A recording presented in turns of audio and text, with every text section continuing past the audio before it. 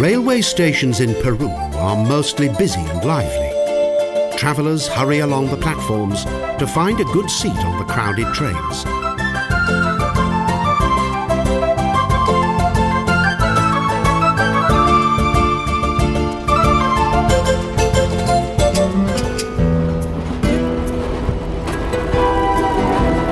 The train travels across mountainous terrain, and at an altitude of over 3,000 meters, the Puna High Plateau is acknowledged as one of the most beautiful railway journeys in Peru.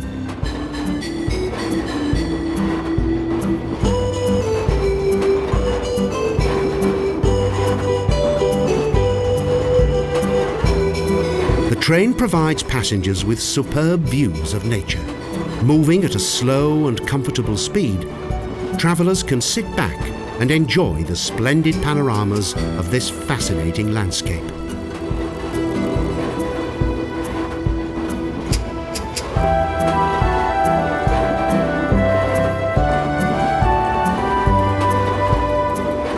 The train moves on, and in the distance, the mountains slowly pass by. On both sides of the train, the typical rugged and bushy grassland that gives this region its characteristic hue.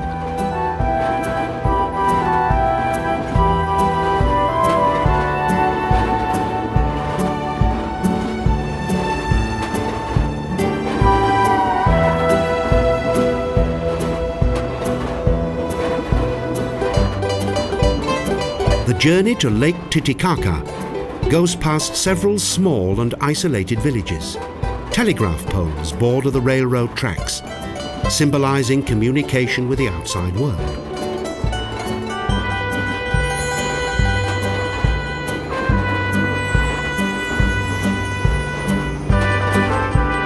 Slowly the train climbs to greater heights, towards the grass-covered Puna landscape that the Peruvians call Altiplano.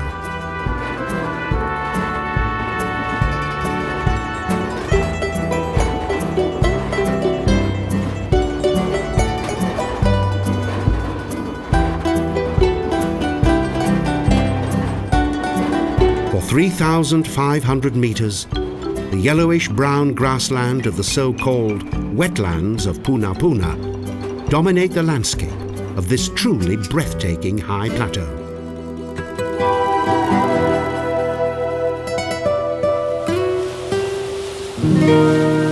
After several hours, the spectacular train journey reaches its destination, Lake Titicaca. Legend has it that this is the birthplace of Inca culture.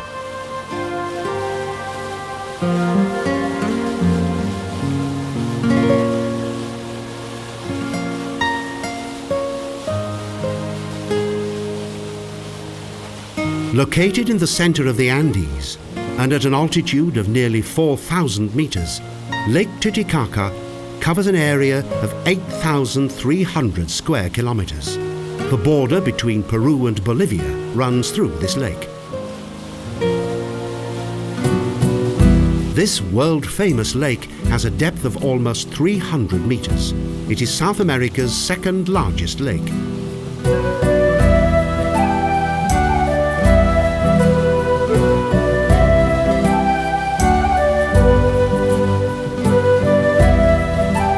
The mountains reflect magnificently in the salt water of the lake. For many thousands of years, an extraordinary plant and animal kingdom has developed here.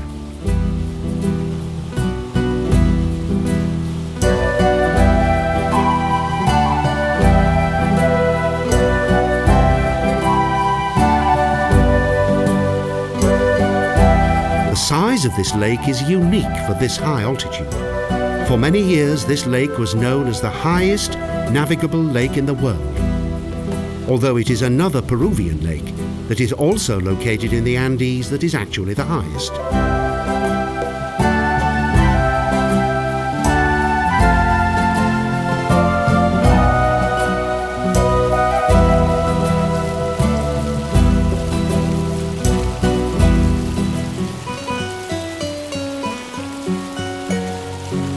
The western area of the lake contains a fascinating artificial island world known as the floating islands of the ancient people of Uru. The Uru construct their legendary balsas boats from bundles of dried reeds.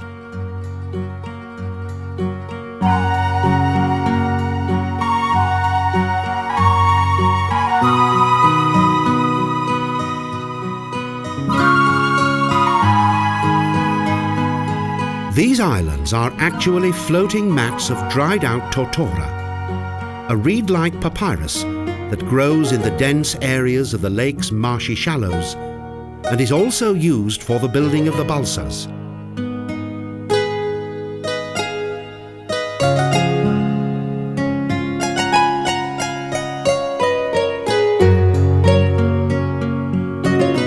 When Totora reed is dry, it becomes extremely brittle. But in water, it has the flexibility and strength of hemp.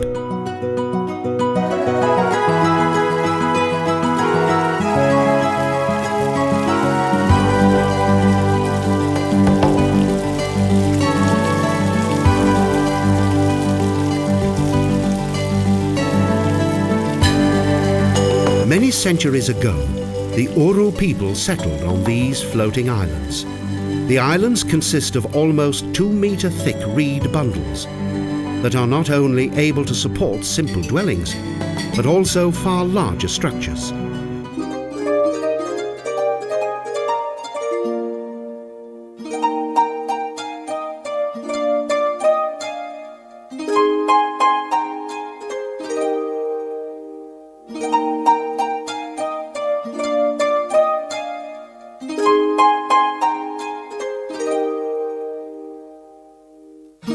Today, 250 descendants of the ancient Uru people live on 80 of the floating islands. A few of the islands are even used for growing grain.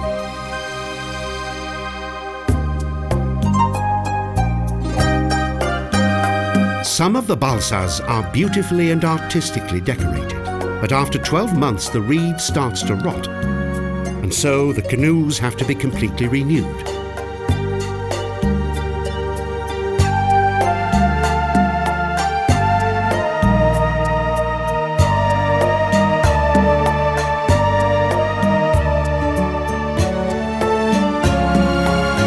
In former times, the Uru lived exclusively from birds and fish.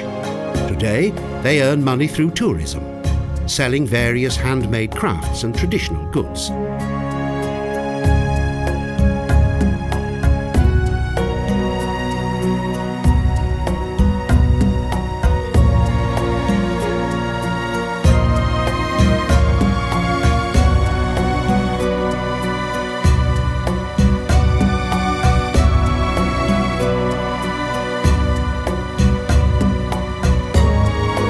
Of course, some of the Uru still fish, but contemporary life has gradually pushed aside the old traditions.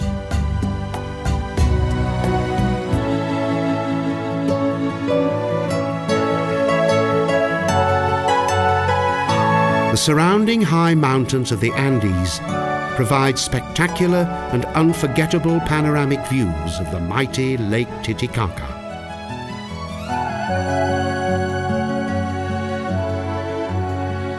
It is no wonder that the Inca people believed that this watery region was a holy lake.